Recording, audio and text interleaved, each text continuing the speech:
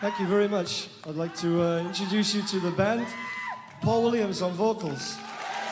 Yeah.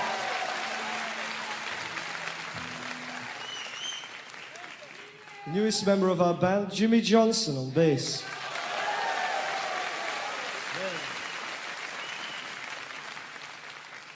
Chad Wackerman on drums. Allan Holdsworth on guitar.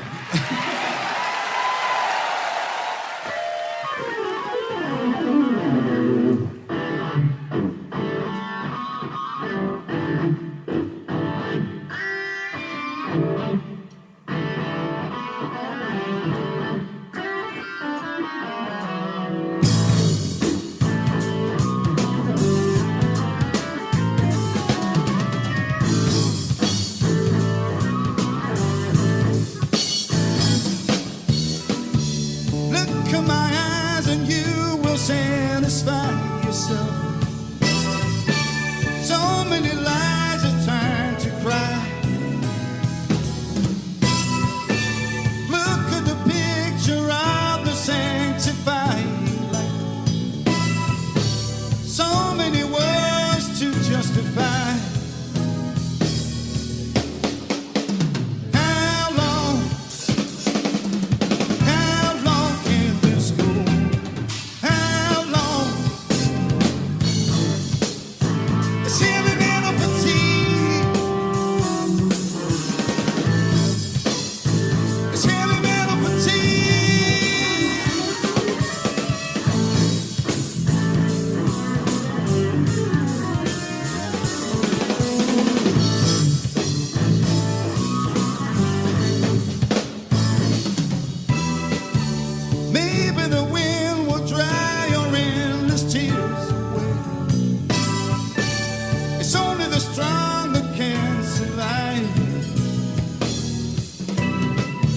Show me a river that is flowing to the sea. If you believe, then so do I. Hear me calling, I am falling. Throw the line. Hold me closer, so much closer. I'll unwind.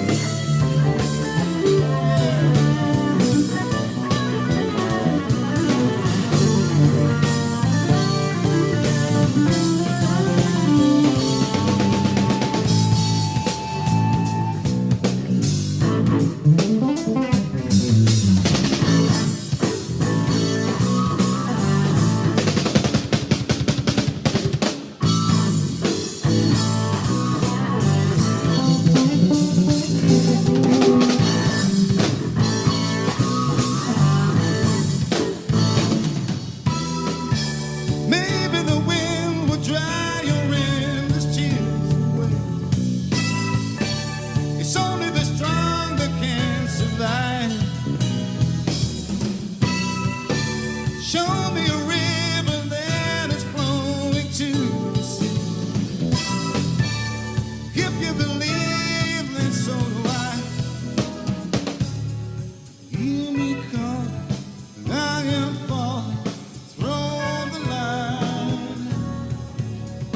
Hold me closer, so much closer. I'll unwind. Hear me calling, I am falling. Throw the line. Hold me closer, so much closer. I'll unwind.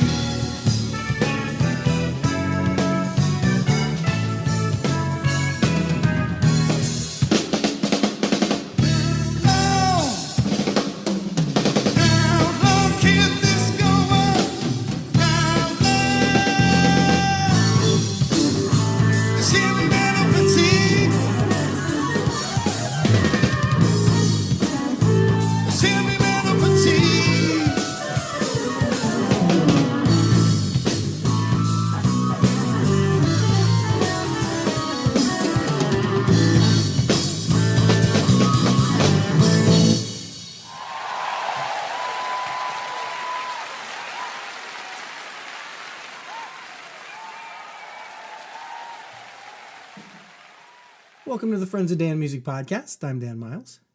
You've been listening to the music of Allan Holdsworth and IOU. That was from the upcoming Live in Japan 1984 CD, which will be the first posthumous release from this highly respected artist. My guest today is Dan Perloff of Manifesto Records, who not only produced this upcoming release, but also produced Allan's career retrospective 12-disc box set. I've been looking forward to speaking with him about both of them, so let's get him on the line. Joining me on the Skype from Venice, California, is Dan Perloff. Welcome. Thank you. Well, before we get into this new one, let's talk a little about the Allan Holdsworth album collection, a.k.a. The Man Who Changed Guitar Forever, ! Personally, I would probably use like 4 or 5 exclamation points. Yeah, well, I know it's a sore spot. yeah, it was a sore spot for Allan, the title, but not initially. Allan, after a while, things would sink in, and then he'd let me know that was not where it's at, and we discussed it. Then he'd agree, and we went back and forth on that a few times. But he'd always say that he trusts us as the record company, and I told him that as I was compiling information, the music was there. The reissues, we were just going to do straight reissues of the 12 existing solo albums. But to do the 40-page booklet and the title and things like that, it was, kind of the compilation of the assets. And I asked Allan, I said, is there a guy out there, since Allan was not much of an archivist himself, he didn't keep all of the, souvenirs of his past. So I was, in order to do a booklet where you want to have, photos from all the different eras and, posters and flyers and, just all the kind of cool, what they call ephemera to kind of accompany the liner notes. So I said, is there a guy? And he said, yeah, you got to talk to, Gordon Davis. So I went over to Gordon's place in Orange County, and he had a box that included all of the guitar player magazines that Allan was on. And, you try and get some inspiration just from looking from things and, always try and come up with a poignant title of something. It could be one of his songs, but there was a guitar player magazine that said The Man Who Changed Guitar Forever right there on the cover. So it's not something that I made up. It was something I lifted from Guitar Player. And so I said to Allan, listen, Allan, I think I found the title, and I'm a sales and marketing guy by trade. So it's like, a real bold title. And Allan, is a very understated guy, was like, well, I don't really like to toot my own horn. I said, you're not tooting your horn. We're tooting your horn. We're the record company. We'll do this. And he was like, okay. And, I could tell there was a little hesitation, but he agreed. And then a couple weeks later, I don't like that title. And then I talked to him, and eventually we kind of went back and forth where by the time that he said, no, we can't do this. I just do not like it. It was too late. We were in production. So it was like, I didn't want him to be upset about it, but, he agreed. And eventually when he got the product, he called me up and just told me how much he liked it. He said, I still don't like the title. And he started laughing.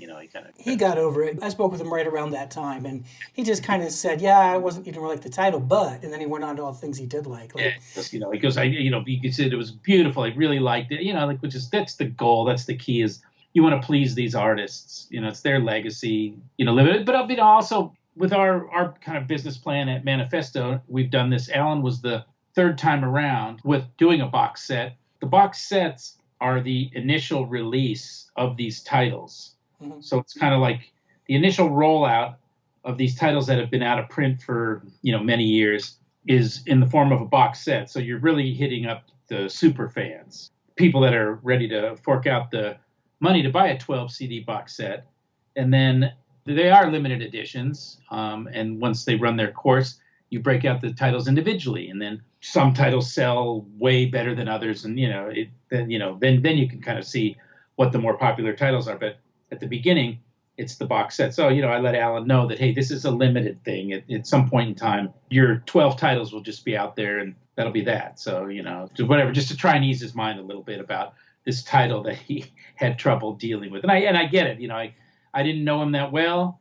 My entire, relationship with Allan went from basically the first time I talked to him on the phone, probably, March of 2016 to, unfortunately, April 2017, basically about 12 days before he passed away. So that's the extent of my, knowing and dealing with Allan Holdsworth. But, I could tell that he was a very, from the times I met with him, he wasn't the guy that just, the usual guy that just sits there and brags about his accomplishments. It was just like the total opposite. It was like a very humble guy, and I think his own toughest critic. But all in all, I know he was happy with the box set. He called me and he let me know, and that made me happy. That eased my mind, because I was really feeling like, oh man, this guy's gonna just be miserable about this title. And turned out he was okay with it. Well, definitely when Allan was on the show, he pointed out something I had forgotten, because I followed his solo career since 1983. I had forgotten so much of the stuff was out of print. If you wanted road games, you needed to get a bootleg, or it came out on cassette, but then it didn't come out on CD and this and that. So one great thing about the collection was just that it organized everything. He also pointed out that some of the source material was less than ideal, and he was happy with how, your engineers and mastering guys had cleaned it all up. So, knowing what impossibly high standards he had. I was going to ask you, you already said so, it must have meant a lot to you to know that you had pleased him, because, while he's a modest person, in terms of the audio, which is what he lived for, if he was happy on that level, then you scored a home run. Well, absolutely. And, it wasn't that you needed to keep showing him things to approve.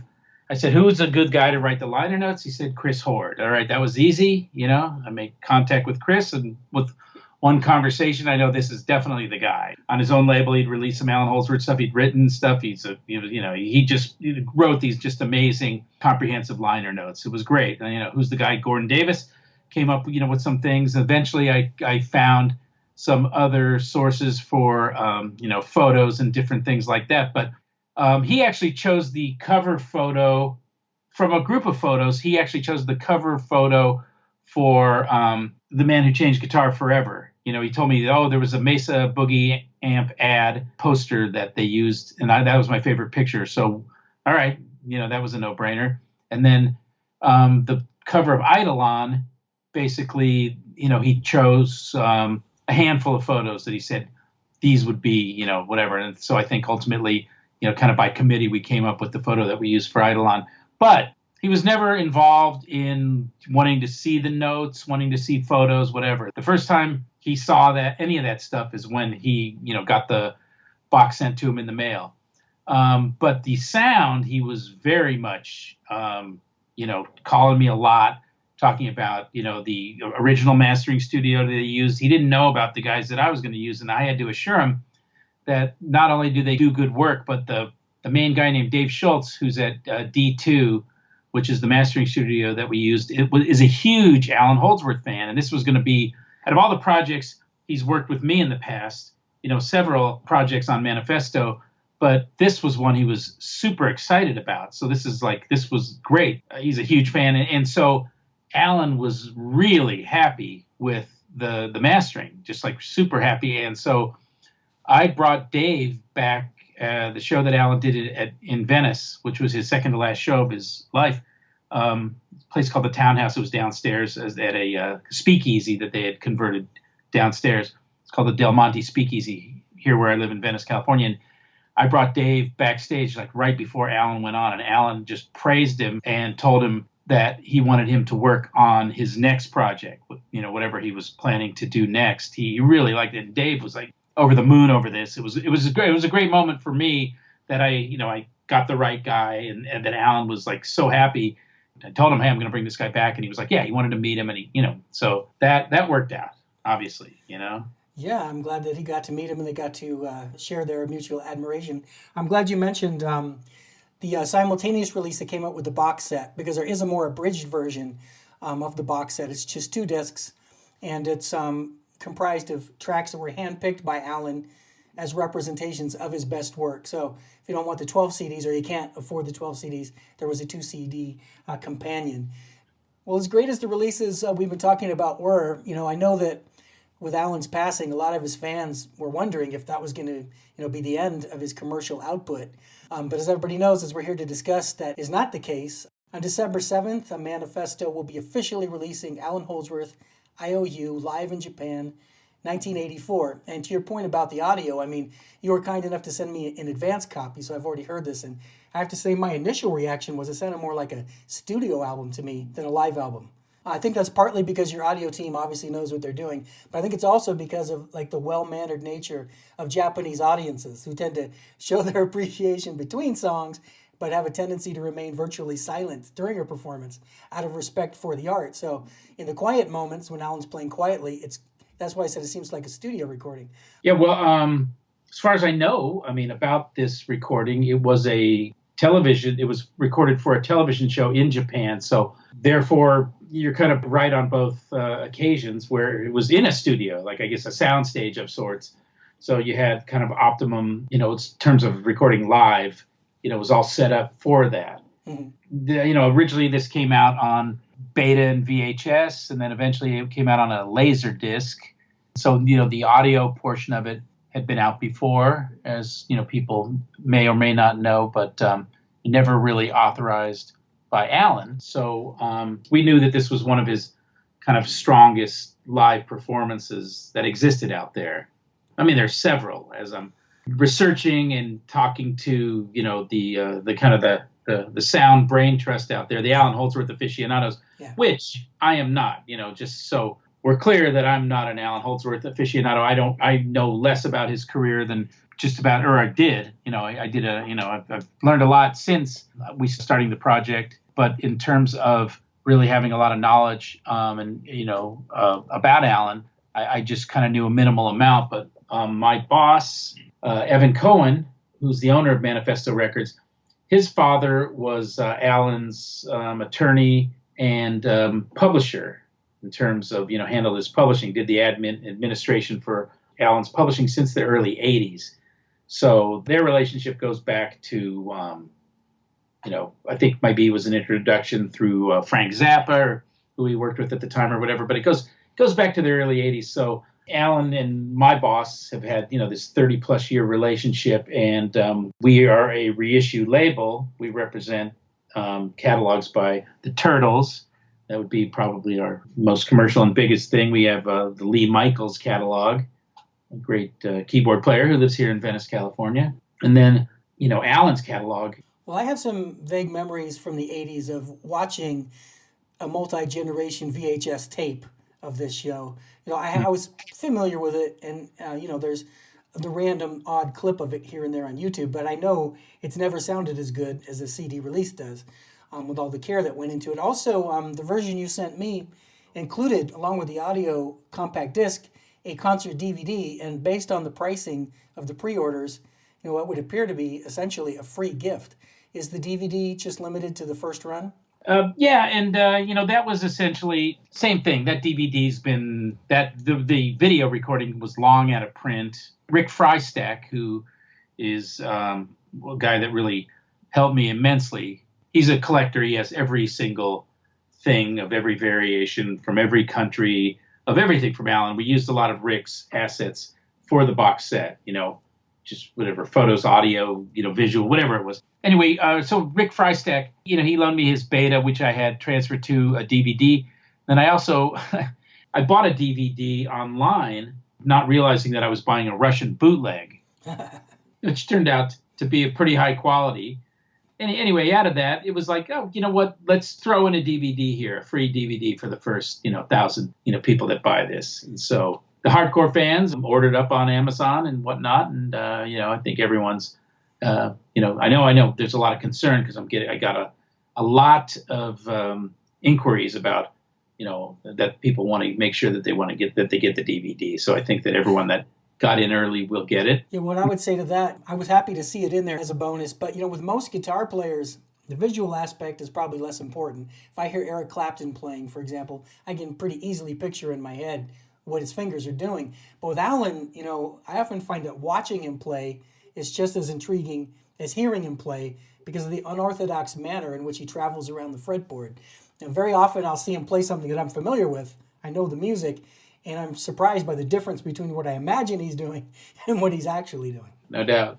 And you said you had seen him perform at one of his last performances. I'm sure that, and he played in a lot of small places, so I'm sure that everybody was up close and personal, just kind of had the old jaw on the floor.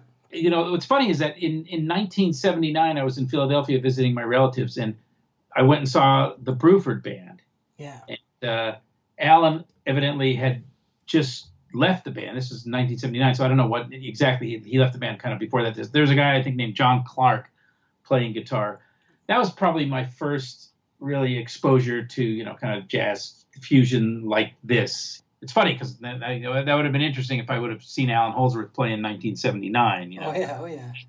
But I didn't. But I did see his show, and it was just like mind blowing in terms of what I was seeing and what I was hearing and what he was doing, and it was funny because the audience itself seemed to me like it was a bunch of musicians. They were all kind of like pointing and talking to each other, and you could tell there was a lot of technical talk going on. Yeah. It was like a symposium of sorts, Allan always said he wished the audience didn't have any guitar players in it because he wished that they would just pick up on the emotion of what he was playing instead of all the stuff you're talking about. Right. What foot pedal is he using? What is his amp setting? And of course, he had unusually large hands and could stretch, 2 or 3 frets beyond what the average person could do. So I'm just saying it's great that you included the DVD because as great as it is to listen to everybody play, when you see the things he does on the guitar, it's pretty astonishing. And this particular tour, it's an excellent starting point for a posthumous release because it represents the culmination of the first 3 albums in that box set, namely IOU, Road Games, and Metal Fatigue. And in the spirit of equality, of the 12 tracks on the live album, each studio album is represented by exactly 4. So there was no playing favorites. Well, at the beginning of the podcast, we heard Allan introduce the band. Only vocalist Paul Williams appeared on all 3 of those albums. Chad Wackerman wasn't on the first one, but he did play on both Road Games and Metal Fatigue. And as Allan said, Jimmy Johnson was the newest member. He didn't play on the first 2, but he did play on Metal Fatigue.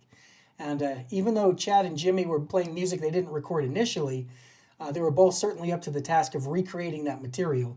Meaning no disrespect to Gary Husband, Paul Carmichael, or Jeff Berlin, who are all awesome players in their own right.